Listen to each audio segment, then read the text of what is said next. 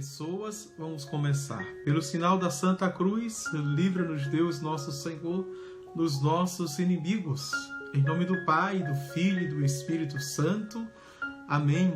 O Deus que quer salvar todo ser humano esteja convosco. Bendito seja Deus que nos reuniu no amor de Cristo. Amém. Vinde, Espírito Santo, enchei os corações dos vossos fiéis e acendei neles o fogo do vosso amor. Enviai o vosso Espírito, e tudo será criado, e renovareis a face da terra. Oremos, ó Deus que instruísse os corações dos vossos fiéis com a luz do Espírito Santo, fazei que apreciemos certamente todas as coisas segundo o mesmo Espírito e gozemos sempre de sua consolação. Por Cristo nosso Senhor. Amém. Santo anjo do Senhor, meu zeloso guardador, se a ti me confiou a piedade divina, sempre me rege, me guarda, me governa, me ilumina. Amém. Então, número 301 desse subtítulo, Deus mantém e sustenta a criação. Com a criação, Deus não abandona sua criatura a ela mesma. Ou seja, não deixa a própria sorte, a própria liberdade, ao seu próprio entendimento, à sua própria vontade. Não somente lhe dá o ser e a existência, mas também a sustenta a todo instante no ser, dar-lhe o dom de agir e a conduz a seu termo. Vejam, reconhecer esta dependência completa em relação ao Criador é uma fonte de sabedoria e liberdade, alegria e confiança. Sabedoria e liberdade, alegria e confiança. Na teologia da criação, vejam, o Deus que é Criador, que, portanto, nos criou, não nos deixa vulneráveis a nós mesmos. Não nos deixa à mercê de nós mesmos. Não nos deixa à própria sorte, mas nos dá todos os fundamentos, nos dota, vamos usar a linguagem, de virtudes, de carismas, de dons e todas as faculdades mentais, físicas e espirituais que nós precisamos não apenas para sobrevivermos, mas para vivermos tendo a vida na existência, a existência na vida. Esse Deus que, veja, que ao reconhecê-lo como Criador, ao reconhecê-lo como Deus e Senhor da nossa vida, da nossa história, isso para nós é princípio de sabedoria e liberdade. E é interessante que aqui a gente desbanca algumas mentalidades, nós desbancamos algumas ideologias, alguns raciocínios, né? Que o princípio da sabedoria é o princípio da vivência experimental. O princípio da sabedoria, como dizem os filósofos, é o princípio da observação cósmica do universo, não é? O criacional. O princípio da sabedoria é, como diz erroneamente Augusto Cury, é aprender com os erros dos outros. E o Catecismo da Igreja Católica, fundamentado na Sagrada Escritura, que é o magistério, veja, dentro da tradição, diz que é reconhecer Deus como Deus na nossa vida. E os capítulos que estudamos hoje do Deuteronômio, o livro que a Igreja coloca para nós, aqui no Brasil, veja, a CNBB, que é o Deuteronômio, nos capítulos 28 a 31, coloca justamente isso, que Deus só nos pede para sermos obedientes. E esta obediência é que nos faz reconhecê-lo como nosso Deus, como o Deus da criação, dentro daquelas 3 expressões ou dimensões de criação. Ou como o Catecismo da Igreja Católica chama dos 3 mundos: o mundo angelical, o mundo invisível, o mundo visível, que é o mundo material, que é o mundano, que ele chama, né? E o humano, que somos nós. Isso também é princípio de liberdade. O que é liberdade? É o conhecimento, veja, que Deus é o autor da minha criação, que Deus é o autor da criação. Veja, e dentro dessa liberdade eu reconheço e de forma oracional peço como salmista: continua, Senhor, teu projeto de amor em mim. A criação não terminou, tu continuas criador. Naquela outra imagem que o Antigo Testamento usa, que este que é criador é como um oleiro, que justamente para quando criou a humanidade, ou seja, o humano, os homens, as pessoas, ele modelou, ele confeccionou. Então queremos ser como vaso nas mãos do oleiro, para que ele nos refaça, para que ele continue a sua criação, continue fazendo história. É uma linguagem bonita essa linguagem, que Deus continue fazendo história na nossa história, que Deus continue fazendo vida, que Ele é vida na nossa vida, não é? Nos refazendo o tempo todo diante das minhas pequenas mortes. Ele também vai me ressuscitando para, não é, a ressurreição definitiva, que é para a sua glória, que é para o seu reino, que é para a sua morada, a eternidade. Vamos avante, como diz o livro da Sabedoria, capítulo 11, versículos de 24 a 26. Sim, tu amas tudo que criastes, não te aborreces com nada do que fizeste. Se alguma coisa tivesses odiado, não a terias feito. E como poderia subsistir alguma coisa se não a tivesses querido? Como conservaria a sua existência se não a tivesses amado? Mas a todos perdoas, porque são teus, Senhor, amigo da vida. Que bonito, não é? É essa compreensão e essa visão que o homem sábio tem do livro da sabedoria. Senhor, amigo da vida. Tudo em Deus é vida, tudo em Deus é amizade. Basta escutarmos João, o discípulo do amor, no capítulo 15, versículo 16, que eu não vos chamo de servo. E aí fica na ignorância do seu Senhor, no seu patrão. Eu vos chamo de amigo, que vos dei a conhecer tudo, não é, que eu ouvi do Pai. Eu vi por aqui, será que é verdade? Frei Francisco, não é? Seja bem-vindo, meu irmão. Seja bem-vindo a essa live, ao estudo do Catecismo. Deus abençoe. Deixa eu ver aqui. Opa!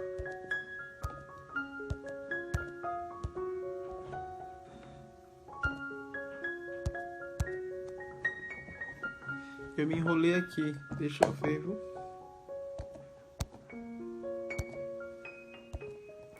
Oh, seja bem-vindo. Essas técnicas. Fui apertar numa coisa, apertei noutra.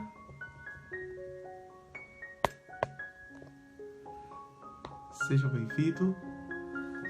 ao nosso estudo do Catecismo da Igreja Católica. Então, quem está entrando, vamos colaborar, vamos compartilhar, vamos curtir e contribuir com a aula. Vamos avante. O inciso 5 tem como tema: Deus realiza o seu projeto, a divina providência de Deus. É o número 302. A criação tem sua bondade e sua perfeição próprias, mas não saiu completamente acabada das mãos do Criador. Ela é criada em estado de caminhada, in statu vie, estado de caminhada, para uma perfeição última a ser ainda atingida, para a qual Deus a destinou. Chamamos de divina providência as disposições pelas quais Deus conduz sua criação para esta perfeição. E vamos avante, depois a gente... E quem diz isso é o Concílio Vaticano II. Depois vamos ver no Denzeg, no número 3003. Deus conserva e governa com sua providência tudo o que criou. Ela se estende com vigor de um extremo ao outro e governa o universo com suavidade. Diz o livro da Sabedoria, capítulo 8, versículo 1. Pois tudo está nu e descoberto aos seus olhos. Hebreus, capítulo 4, versículo 13. Mesmo os atos dependentes da ação livre das criaturas. Mesmo dentro da nossa liberdade, as nossas ações, os nossos atos, as nossas atitudes, o nosso comportamento, a nossa postura diante de Deus, diante de nós mesmos, diante dos homens, diante de toda a criação. Basta pensarmos em uma palavra como síntese deste número, que é perfeito, e que vem do latim que perfectum. Veja, é aquilo ou aquele que está se fazendo, que está se aprontando. Por isso que a grande imagem que o Catecismo coloca é de caminhada, que está a caminho, rumo a uma perfeição, definitiva e eterna. Por isso que Paulo usava ontem, na primeira leitura, a imagem, quando falava a carta aos Coríntios, 1 Coríntios, foi o texto, o finalzinho do capítulo 12 para o início do capítulo 13, e ele canta o hino ao amor. Ele diz que aqui nós nos vemos como se no espelho, embaçadamente, confusamente, mas somente em Deus que nós vamos ser conhecidos. Veja, ou seja, vamos ser conhecidos não, nos conhecemos como somos conhecidos. Ou seja, esse Criador que nos criou, ele nos conhece plenamente e perfeitamente. E Paulo tem a ousadia de dizer que aqui no mundo, veja, ninguém chega à perfeição total e definitiva. Só em Deus, quando chegarmos na face de Deus. Primeira coisa. E qual era o espelho que Paulo se referia? É importante saber que espelho que Paulo se referia. Não é esse nosso espelho que nos passa uma imagem mais ou menos nítida. Não é uma tela que eu estou me vendo aqui enquanto dou aula para vocês, compartilho o catecismo, que me vejo mais ou menos, nitidamente. Apesar que as telas e os espelhos trazem mais grau ou menos grau. e aí já distorce a nossa imagem real como ela é. Mas mesmo assim, Paulo estava falando de um metal que nos passa, veja, um metal como que fosco, que quando olhava refletia uma imagem embaçada, uma imagem fosca. Não dava para se ver bem.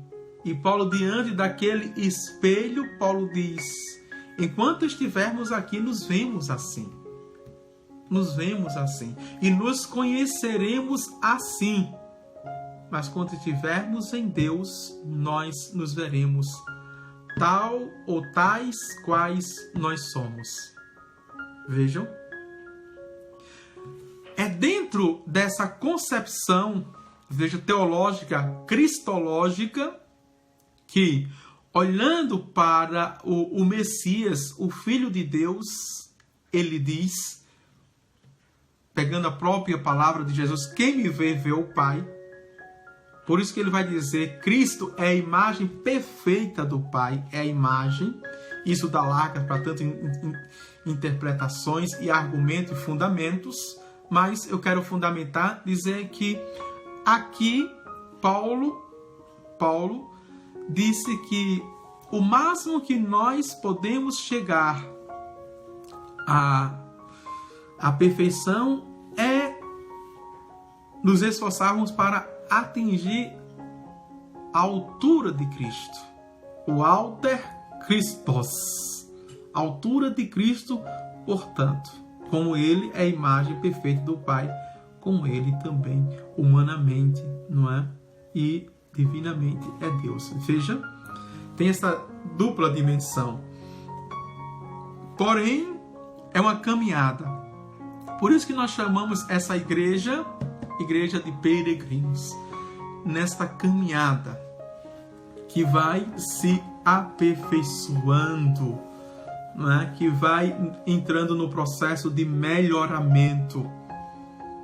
E Deus nos dota, como vimos no número 301, nos dota com todas as faculdades, dons, carismas e virtudes para que atinjamos esta perfeição. Por isso que a proclamação do Santo Evangelho dentro da liturgia, não é? A nossa oração cotidiana, a nossa devoção e a nossa Santa Missa. Os sacramentos para recebermos a vida todinha de Cristo, né? Sobretudo o sacramento da confissão e o sacramento da Eucaristia. Vamos avante, não é? Vamos pegar agora o Desig. Olha, este livro aqui, não é? Que eu já venho apresentando a vocês, no número 3003. E que ele vai apresentar para nós justamente, não é? Esse fundamento. Olha aqui o que é que ele diz. Vejam.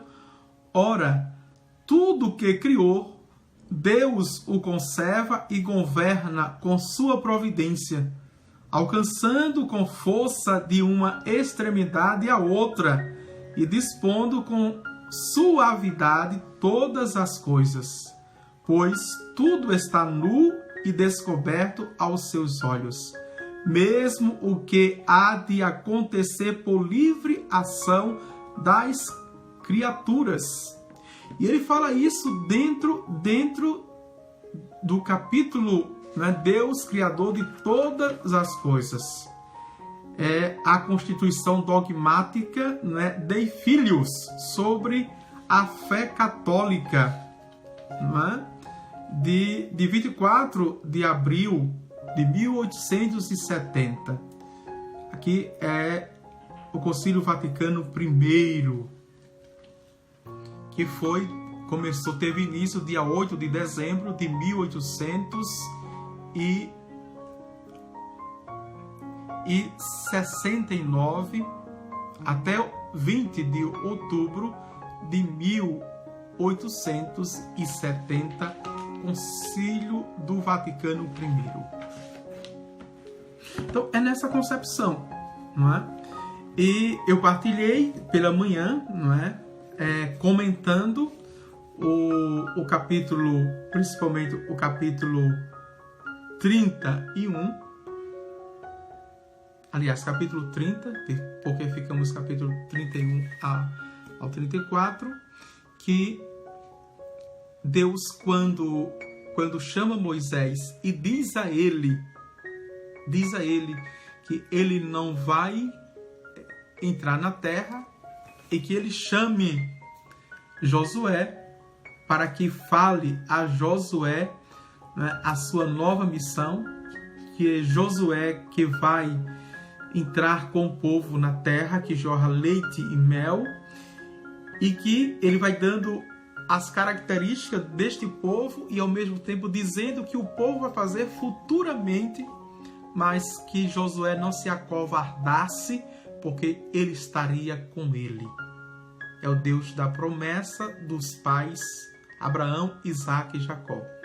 Mas Deus diz uma coisa que tocou muito, calou muito no meu coração, é que Deus diz assim a Moisés e a Josué: este povo que agora me obedece, este povo que agora me honra, este povo que agora, veja, que me louva, esse povo que me serve agora com tanta gratidão, é um povo que futuramente irá se rebelar contra mim.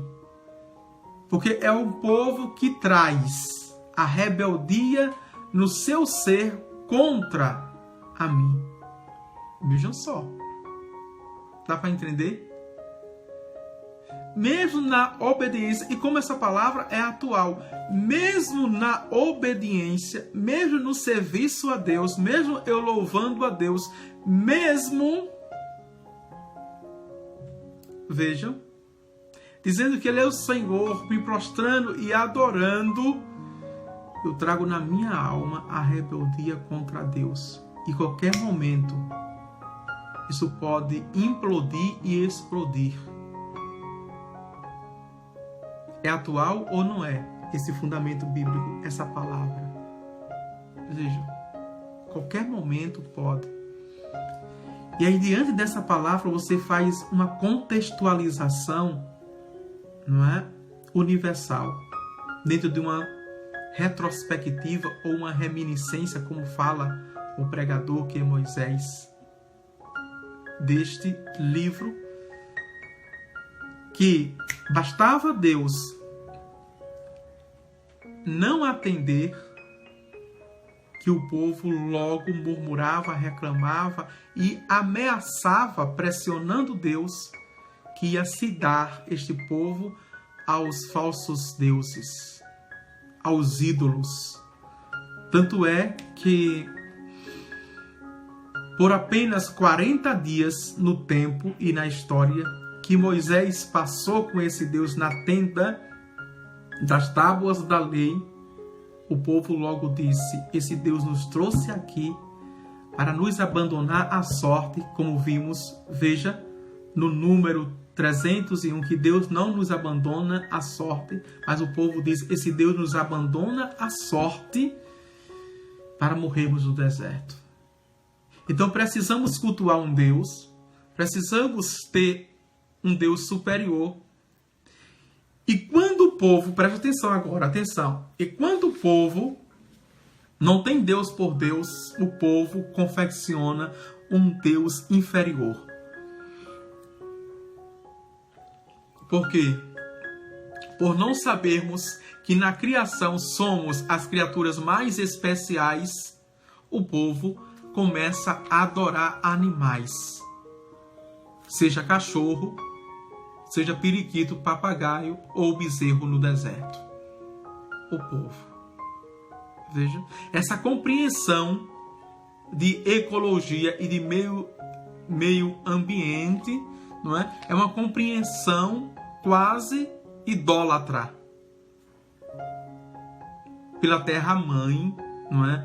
Pelo mundo verde, pela ecologia. Essa compreensão e aqui é muito mais do que uma compreensão, não é? É uma necessidade psíquica terrível, porque nunca na história houve, claro, sempre tivemos os animais domésticos em casa, mas nunca numa sociedade que se diz autêntica, numa sociedade que se diz livre, se rende facilmente aos cachorros, aos gatos. Veja, o mundo que cria toda uma estrutura para cuidar de animais domésticos, como se, não é? E às vezes muito mais, como se cuidasse de um próprio filho ou de um ente de sua casa. Porque o curso e a especialização de veterinária nunca fez tanto sucesso como nesses tempos.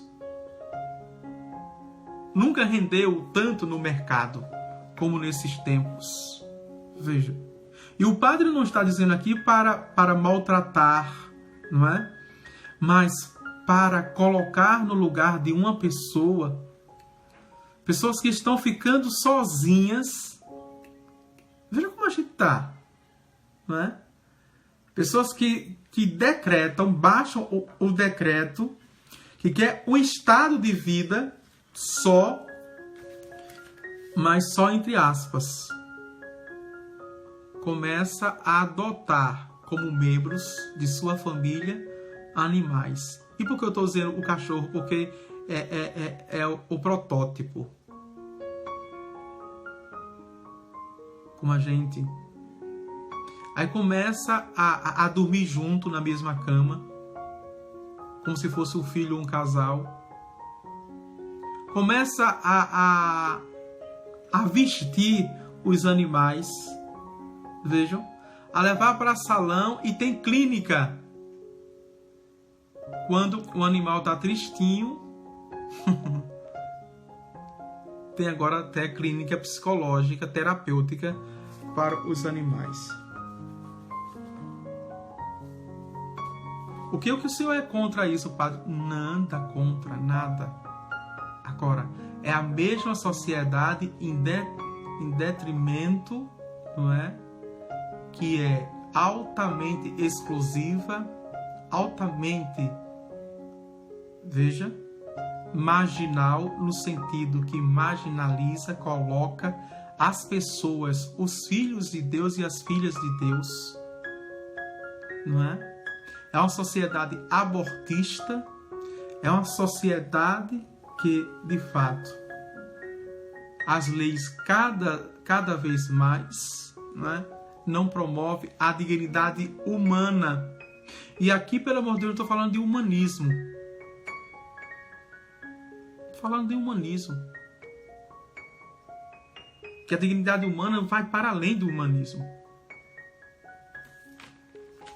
A palavra de Deus nos alerta para essas sutis deformidades, essas sutis anamonias da sociedade, que a própria psicologia chama, não é, de normose. Tudo é normal, mas no subestar está doente. Essas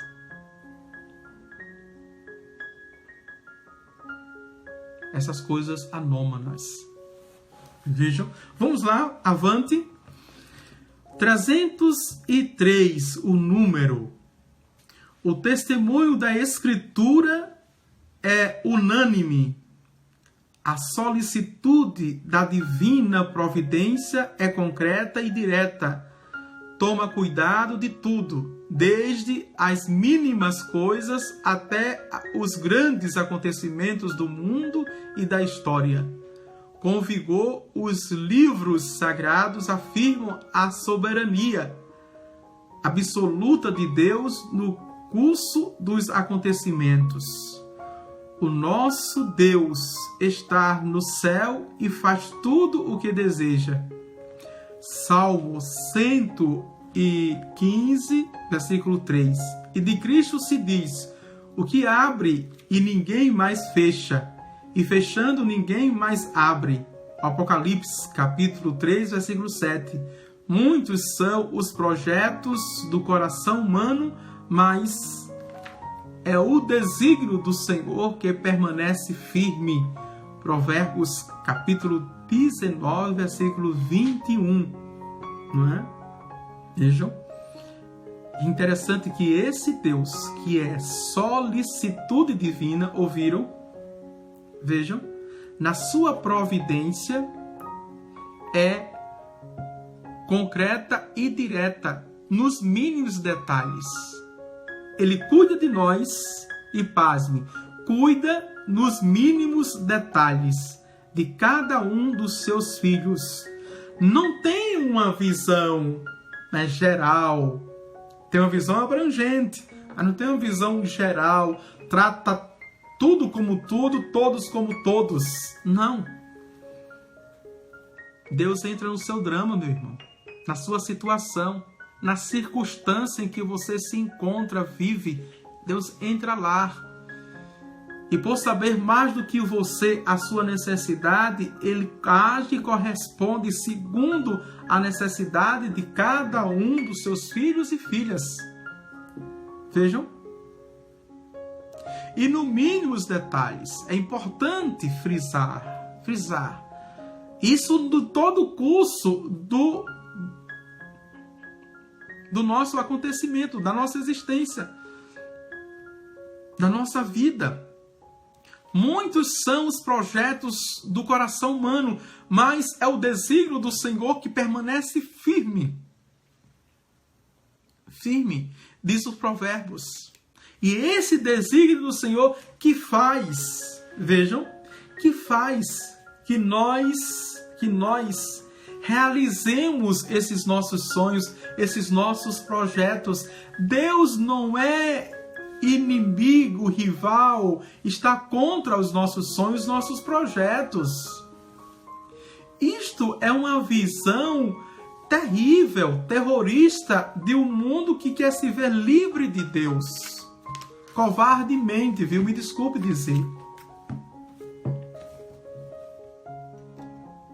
Isto é a visão de um homem, desde o homem do final do século XIX, moderno, e o homem pós-moderno, que nenhuma outra sociedade teve esta visão, mas pelo contrário, Deus é que nos capacita para que nós de fato possamos, né?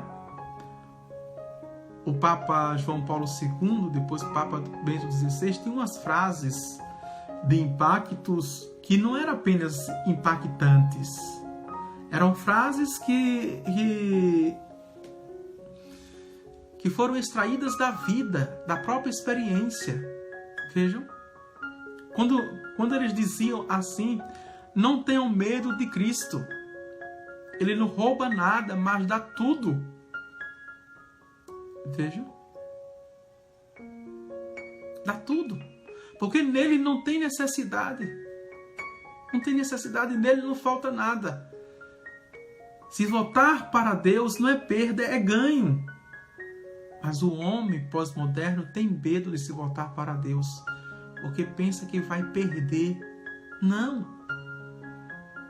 Nessa linguagem frouxa que eu estou usando, fácil, parece que é uma linguagem da prosperidade, né? Da teologia da retribuição, mas não. É genuinamente católica. Deus nos dá tudo, Ele não tira nada. Ele nos deu até o que não devia dar, que não podia dar. Mas, ao mesmo tempo, se deu porque devia dar. Se deu porque tinha para dar. O único Filho, para morrer por nós. Vejam. É nessa perspectiva do perfeito. É nessa perspectiva de caminhada. É nessa perspectiva de entendimento que somos sustentados por Deus. E ao mesmo tempo, veja, é Deus que realiza o seu projeto em nós, na sua divina providência. E nós realizamos o nosso projeto nele, na sua divina providência.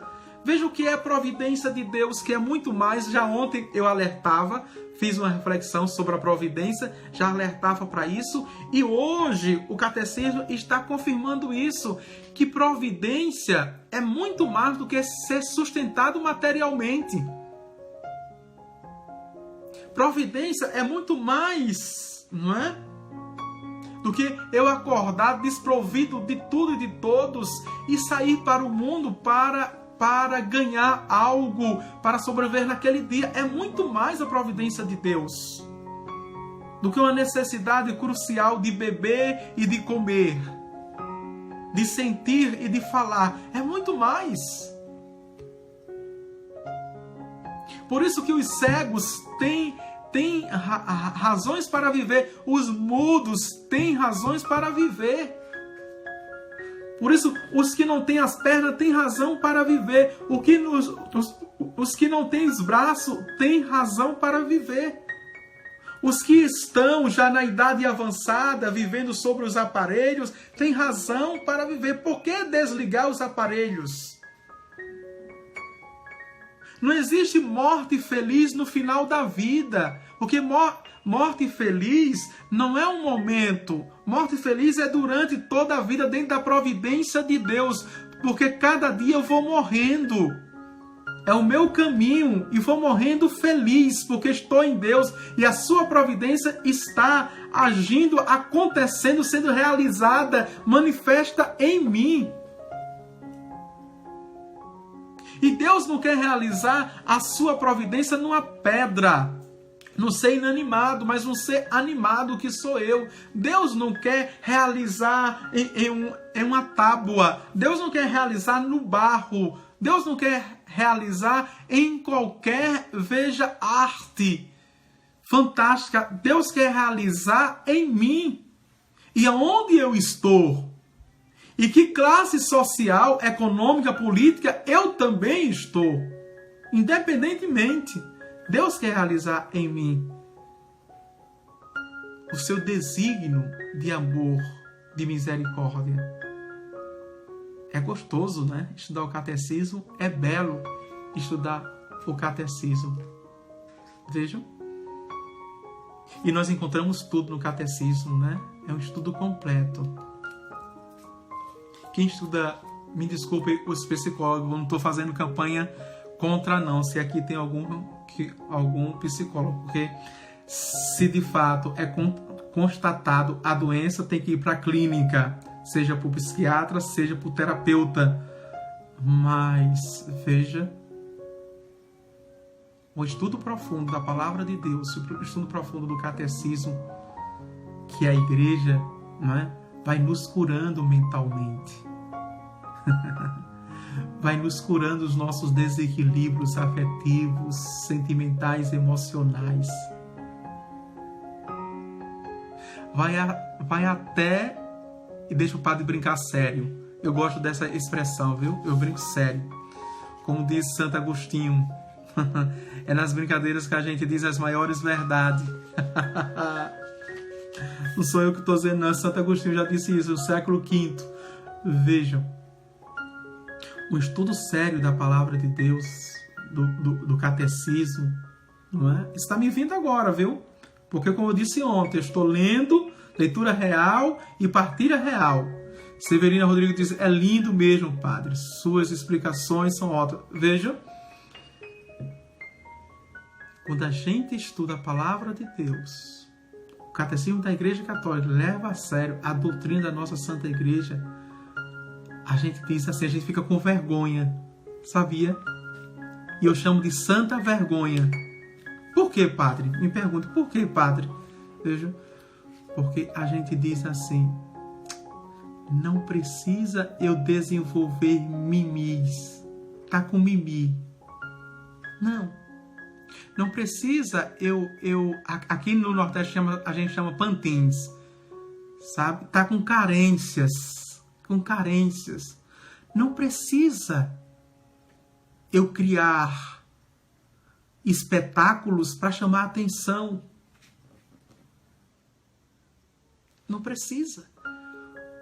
Porque quanto mais eu estudo a palavra de Deus com profundidade, e o catecismo, a doutrina, veja, a teologia pura da igreja, se eu faço isso,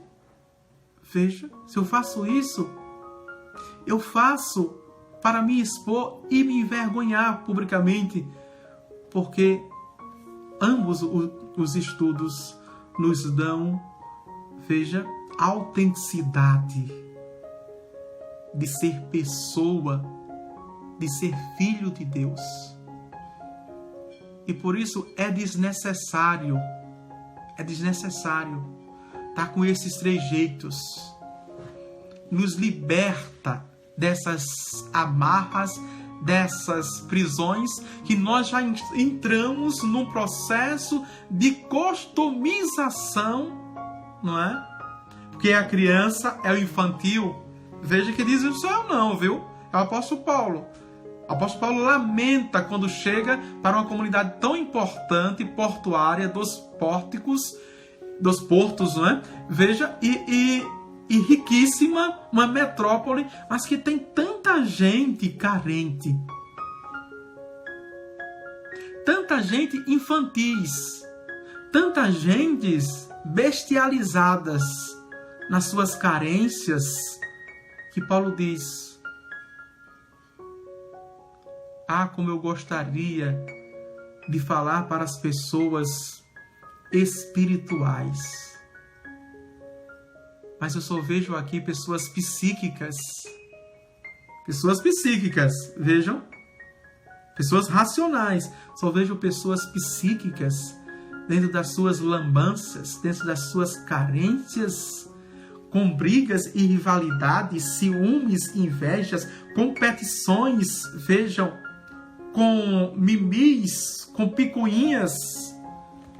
Então essas pessoas só podem tomar mingau, porque se comportam como crianças, como infantis.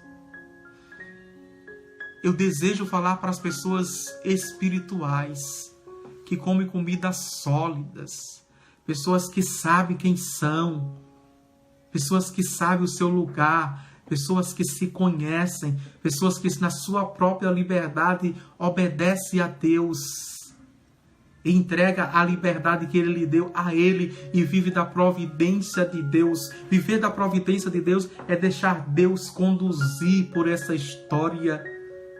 E às vezes caminhos tortuosos que nós não queremos trilhar, que nós não conhecemos, mas Deus diz: eu estou contigo, não te acovarda. Que maravilha, não é? Veja. Maria do Carmo diz: estou aprendendo muito com o Senhor, Padre. Isso é muito importante. Isso nos tira, Maria do Carmo, da depressão. Isso nos tira da síndrome do pânico.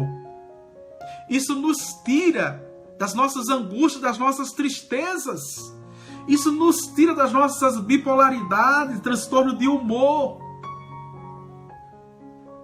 Isso nos dá uma face verdadeiramente de homem, de mulher.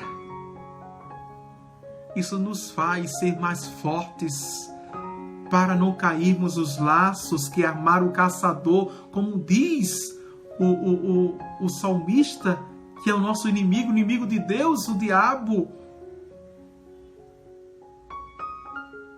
e que quer nos laçar para nos distanciar, nos roubar de Deus. Eita glória! Andréa Santo, é a confiança cega em Deus, é verdade. Cega em Deus. Cega, atenção, viu, Andréa? Com um olhar psíquico, mas com os olhos abertos, com olhar espiritual. Cega com o olhar da carne. Olhar da carne. Veja, com o olhar das paixões, dos vícios, mas abertos com o olhar da virtude, dos dons, dos carismas que Deus nos concede a todo tempo, a todo momento. Vamos avante, ainda temos tempo.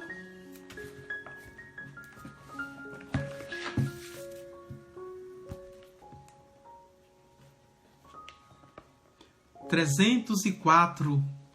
Assim vemos o Espírito Santo, autor principal da Escritura, atribuir muitas vezes ações a Deus, sem mencionar causas segundas.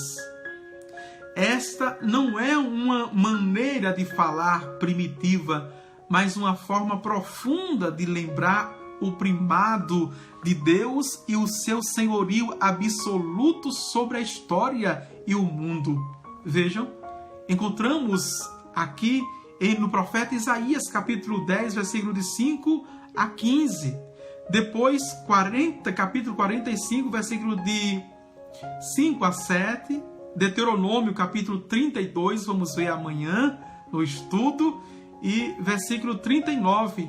E Eclesiástico, capítulo 11, versículo 14. Veja quantos fundamentos este número 34 dentro das Sagradas Escrituras. Avante, não é? E de assim educar para confiança nele, a oração dos salmos é a grande escola desta confiança. Eu quero pegar esta oração dos salmos. Oração dos salmos. Vejam, o Salmo 90, né, que as pessoas rezam por superstição, abrem a Bíblia e colocam em casa para que o mal não entre, né?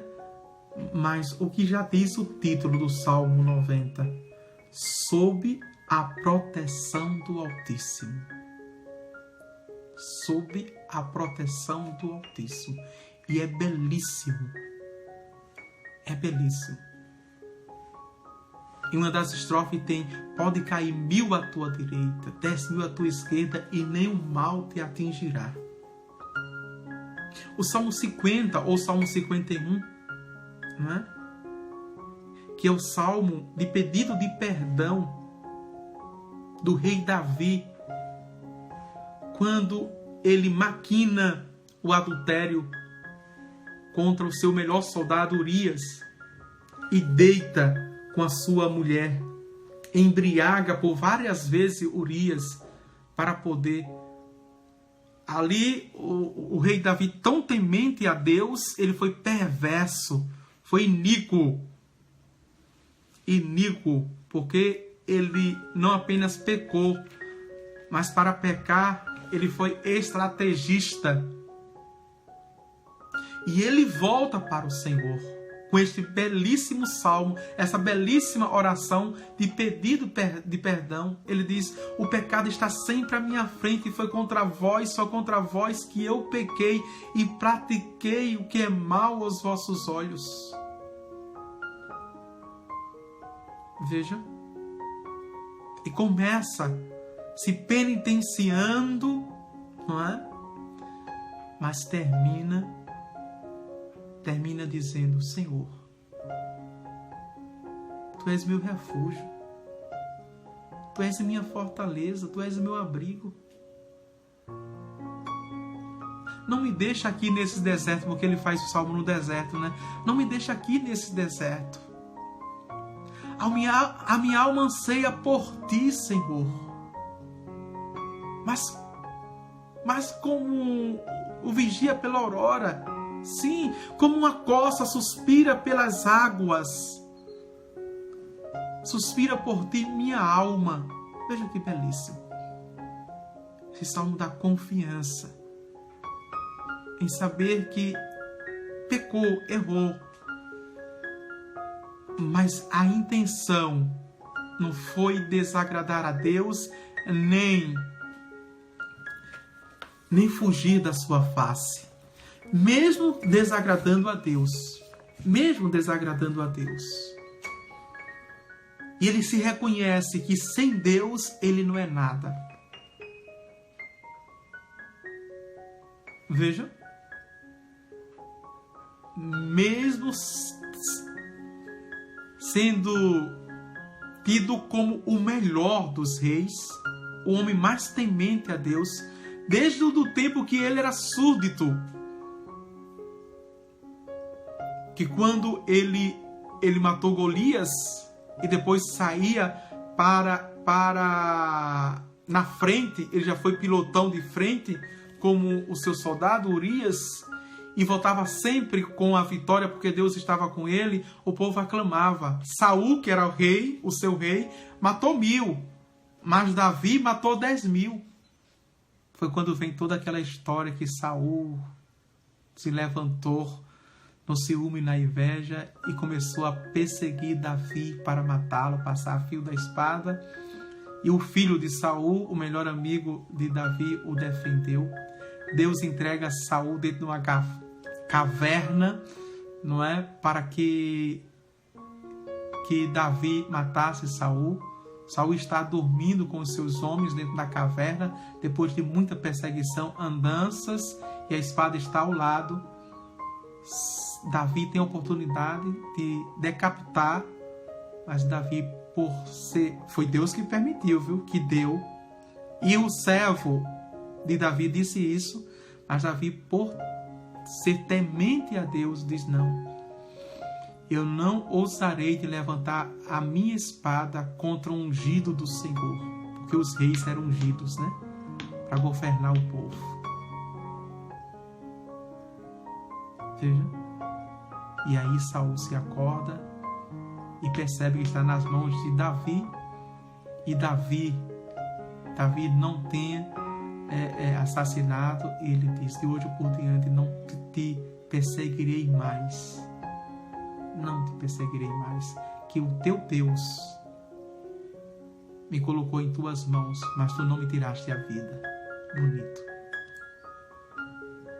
Depois Davi é aclamado o rei. O padre, tem muita gente que não sabe disso, leva isso uma brincadeira. É sério. Ok? Então terminamos a nossa aula de hoje, não é? Com este número 304. Vamos para o número 305 para terminar, e a gente entra no subtema a providência e as causas segundas, certo? Para dar continuidade. 305. Jesus pede uma entrega filial à providência do Pai Celeste, que cuida das mínimas necessidades de seus filhos. Por isso, não andeis preocupados dizendo: que iremos comer ou que iremos beber? Vosso Pai Celeste sabe que tendes necessidades de todas essas coisas. Buscai em primeiro lugar o reino de Deus, sua justiça, e todas essas coisas vos serão acrescentadas.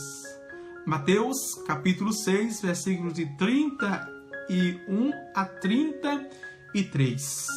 Não é? Que também está fundamentado no capítulo 10 de São Mateus, versículos de 29 a 31. Vejam, o próprio Jesus coloca aqui, não é?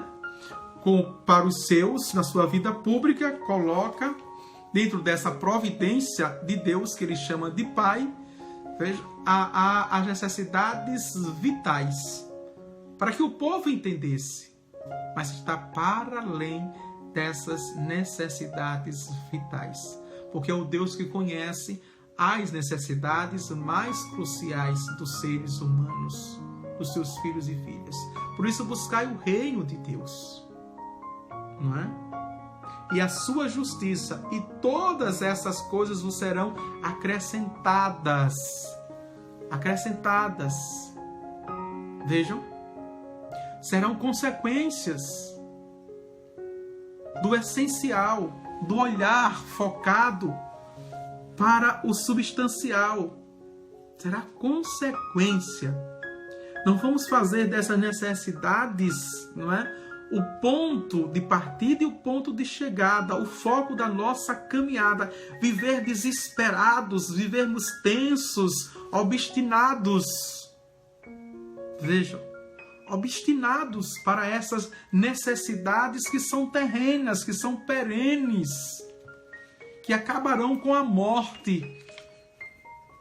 A morte, ela é legítima para acabar com todas e qualquer necessidade. Já pensaram nisso? Todas e qualquer necessidade. Quando você morre, não tem necessidade mais nenhuma. Então, a necessidade na parte psíquica e física. Mas o reino de Deus, que é a necessidade da alma, a sua justiça. Vejam, que é dentro da providência, que é dentro da compaixão, que é dentro da verdade, que é dentro do amor de Deus.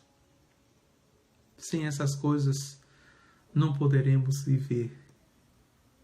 E, portanto, sem essas coisas não podemos fazer uso da verdade, da justiça, do amor e da compaixão.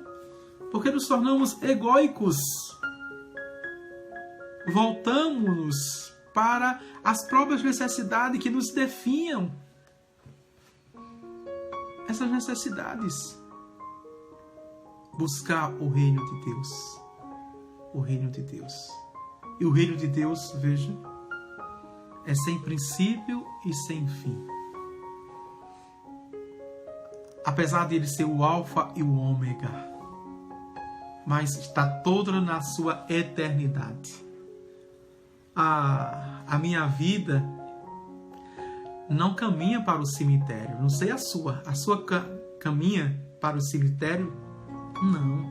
A minha vida não termina no cemitério. A minha vida não acaba com a morte. A minha vida também não termina no céu. A sua termina no céu? Não. Porque o céu não é o término da minha vida. O céu é o começo da minha vida eterna, da verdadeira vida. Aí sim, tem sentido lutarmos. Tem sentido sofrermos. Tem sentido nos cansarmos. Tem sentido suarmos e derramarmos lágrimas. Tem sentido por esta eternidade. E já vivermos nesse reino como filhos dos céus, como filhos da eternidade. Amém?